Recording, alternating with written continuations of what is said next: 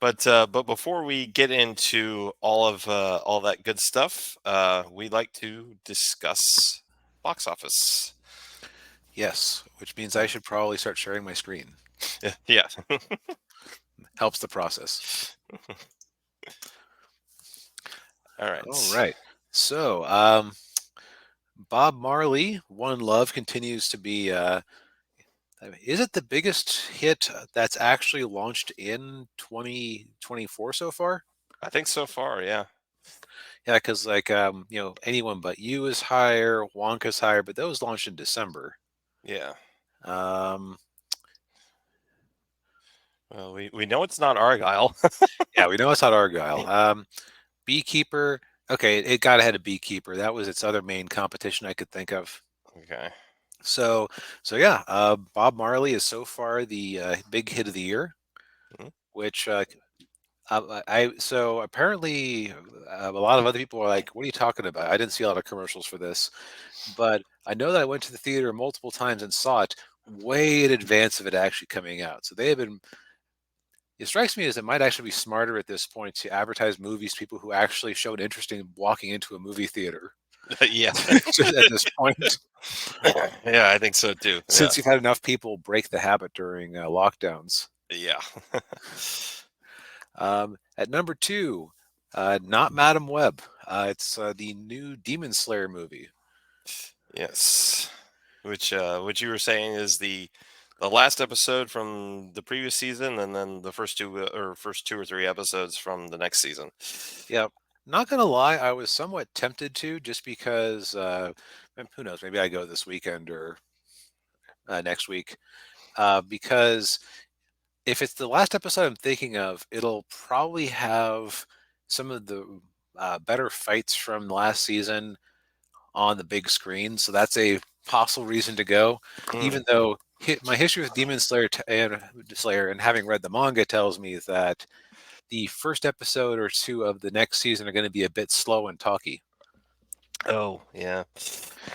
Although it's now the Hashiras have shown, the pillars have shown up again, known as the Hashiras, which means we're finally going to get more Shinobu. So, and honestly, Demon Slayer is a weird show because most of the characters are actually kind of unlikable on the surface of it. And some of them remain unlikable even when you know what their deal is. And yet you don't mind seeing them. It's weird. It's like you have a Uh, bunch of hardened assholes who just are done with life. yeah. It's probably the best way to describe it. Yeah. Um, yeah, it brought in 11 million, so just behind Bob Marley's second weekend. Mhm. Which, considering that we're basically funding the development of the TV show, like they're they're laughing all the way to the bank. Yes.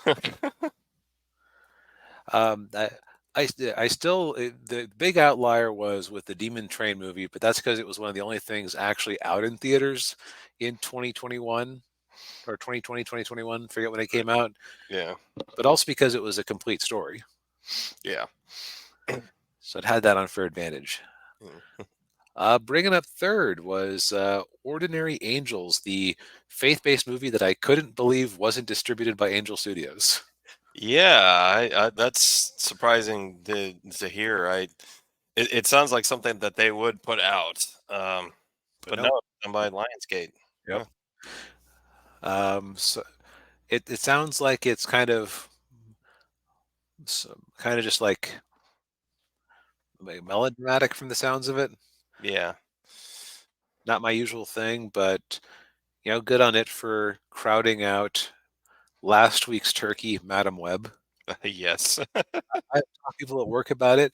Um, I noticed logical inconsistencies where they went, "Yeah, wait a minute, yeah," because they had actually gone to see it on Valentine's Day too, because I guess they also hate money. Yeah. The things I do for the show sometimes. Yeah. And then wrapping up the top five, we have Migration in its 10th weekend, edging out Argyle in its fourth. Mm.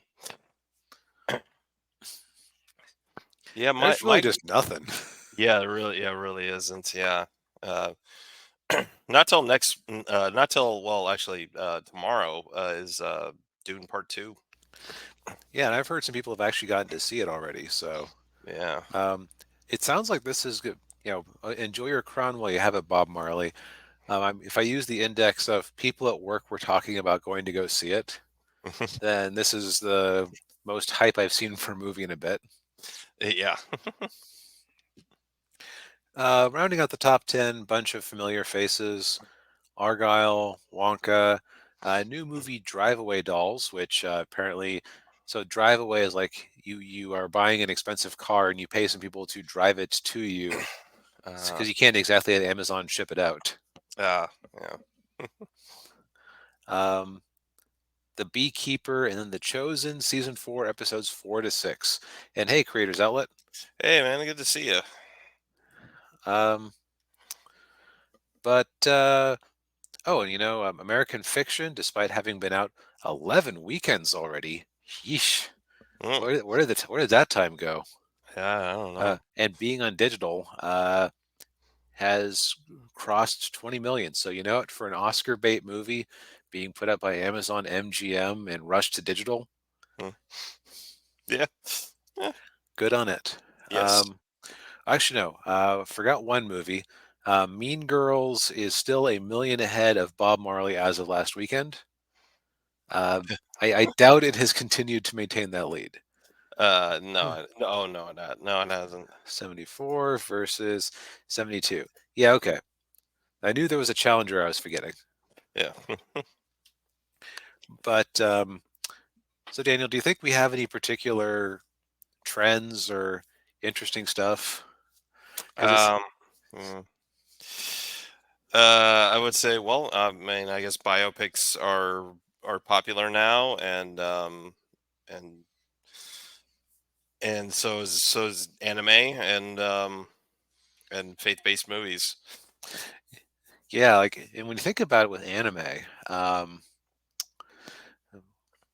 you think about it with anime, that's this is a particularly interesting situation because it's not even like it's an anime movie like Suzume or something. This is Mm. just repackaged TV episodes, Yeah. and more people wanted to go see that than doing some quick math. Roughly as much money was made to go see repackaged episodes of a TV show, half of which were already available on Crunchyroll last year, Yeah. as Madam Web, Migration, Argyle, and Wonka combined. Wow. Or probably they outdid that. Probably if you add those four movies together, it's probably like a 500,000 over or something. This is just rough math, but Yeah. still, that's kind of amusing. Yeah. But yeah, sometimes the box office is interesting. Sometimes the box office is, yeah, no freaking duh.